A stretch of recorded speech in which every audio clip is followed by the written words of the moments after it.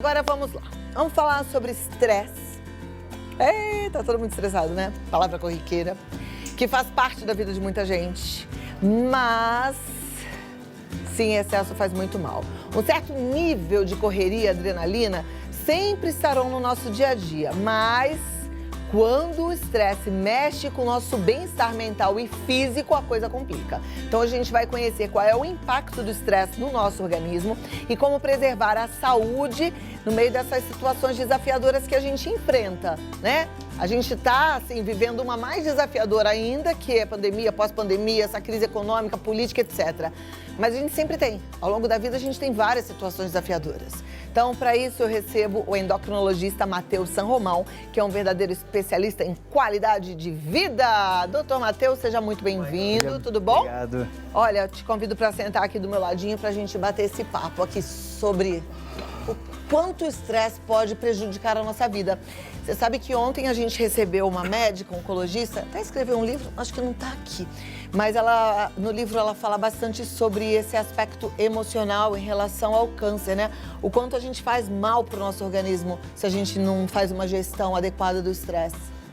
Quando a gente fala do assunto de câncer, né, a primeira coisa que afeta quando a pessoa recebe o diagnóstico é aquele impacto. Então, às vezes a gente usa alguns termos técnicos como neoplasia, a pessoa não entende, mas quando você fala que é câncer, parece que a pessoa deprime. E com isso, os sintomas acabam ficando mais aguçados, ficam mais, querendo ou não, ficam mais altos os fatos da pessoa ficar mais cansada, mais para baixo, mais debilitada, parece que joga a pessoa lá embaixo. Pois é, então a gente tem que fazer aí uma gestão desse estresse para tentar controlá-lo, para evitar, inclusive, que a doença piore ou que a gente produza doenças por conta desse estado de espírito. Mas, pensando agora no nosso corpo, por que é que a gente reage de forma tão ruim quando a gente está estressado? O que acontece no nosso organismo? Olha, primeiramente a gente tem um hormônio chamado cortisol, tá? O cortisol, vulgo hormônio do estresse, tá? Ele tem que estar presente no nosso organismo porque o corpo precisa dele. Porém, tem alguns momentos em que ele tem que estar mais alto e outros que ele tem que estar mais baixo, certo? Quando nós estamos estressados, irritados, preocupados, ansiosos, isso faz com que as taxas desse hormônio subam, se elevem. E aí a gente acaba tendo ele mais tempo elevado na nossa corrente sanguínea, fazendo com que ele tenha muitos efeitos colaterais que muitos deles são baixa de imunidade, ganho de peso, a pessoa perde aquela sensação de libido, então tudo isso vai ficar pior devido à presença do excesso desse hormônio cortisol. Ele tem que estar presente, né? A gente considera ele presente, onde a gente atinge um pico, né? Quando a gente acorda. Por isso que tem muitas pessoas que acabam falando assim, poxa, o senhorzinho morreu, acordou e morreu. Na verdade, morreu dormindo. Quando a gente fala em cortisol, como o pico é logo de manhã, a hora que a gente acorda, e com o passar do dia ele vai baixando, até que chega de noite a gente está com ele bem baixinho para poder dormir, a maior incidência de infarto é quando a pessoa acorda. Então, às vezes, não é que a pessoa morreu dormindo, ela acordou e acabou infartando devido ao pico de cortisol. Então, normalmente a gente tem esse pico de cortisol para ter energia, disposição, estar desperto para a vida, é isso? Isso, é o que a gente chama de alerta. Então, é o que vai deixar a gente alerta.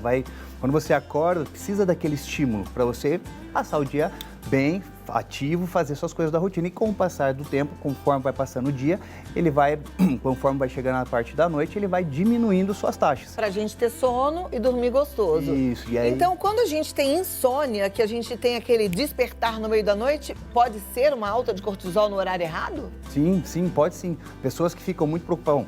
A gente está saindo dessa pandemia, né? Enfim, mas o pessoal que ficou muito envolvido e se afetou bastante, principalmente na parte profissional com relação à pandemia, tem apresentado bastante lá no consultório. Então, alteração de sono, a pessoa que dorme e ela sente que acordou e não relaxou nada, então como se não tivesse dormido nada, a pessoa que dorme de picadinho, tudo isso vai ser influenciado devido ao estresse e à produção de cortisol.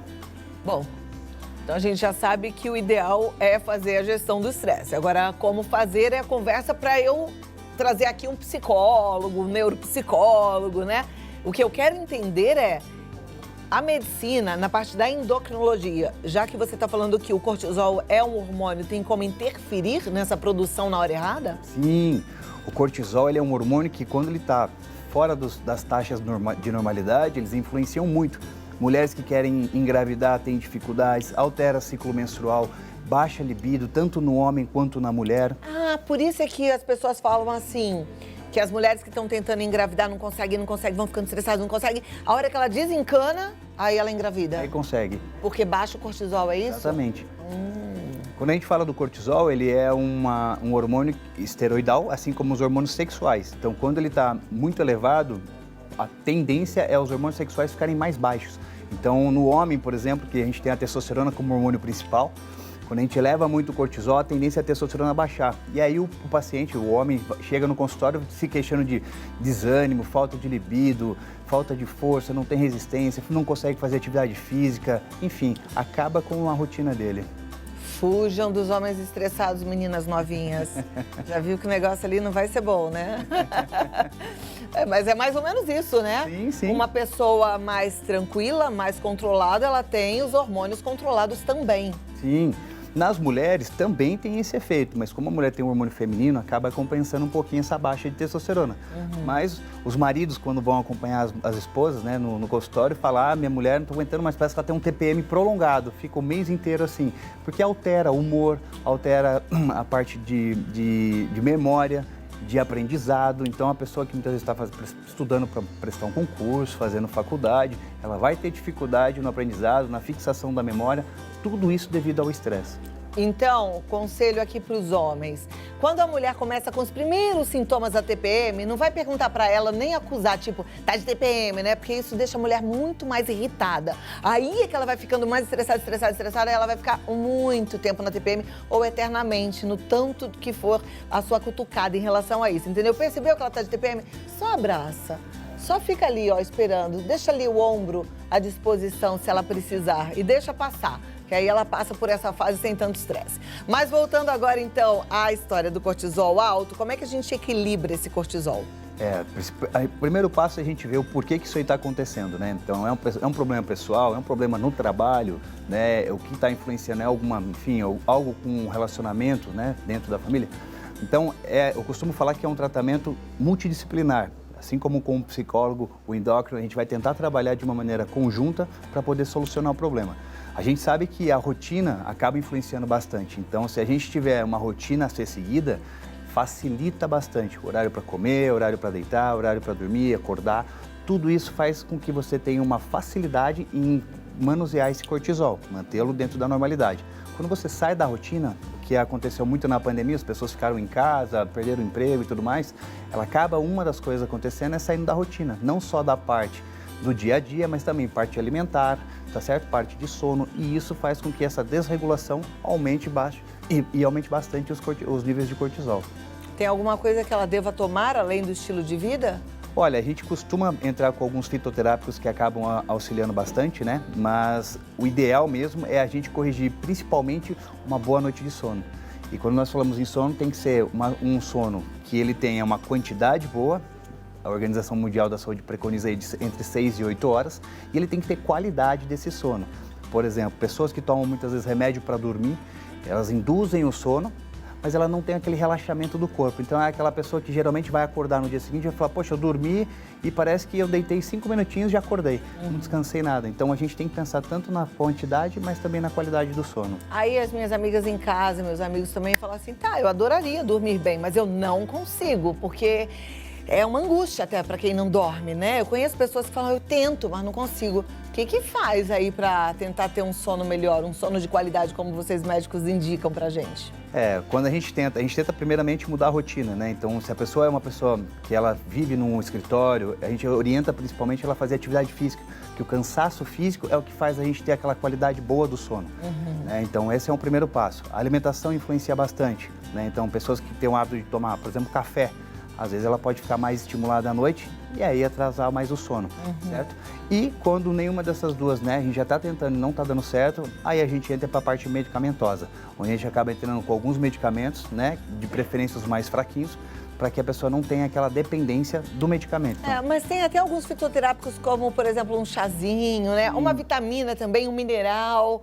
Tem alguns minerais que ajudam a relaxar a musculatura, pra gente dormir melhor também, não tem? Sim. O magnésio é um mineral muito bom. Tem mais de 250 funções no nosso organismo.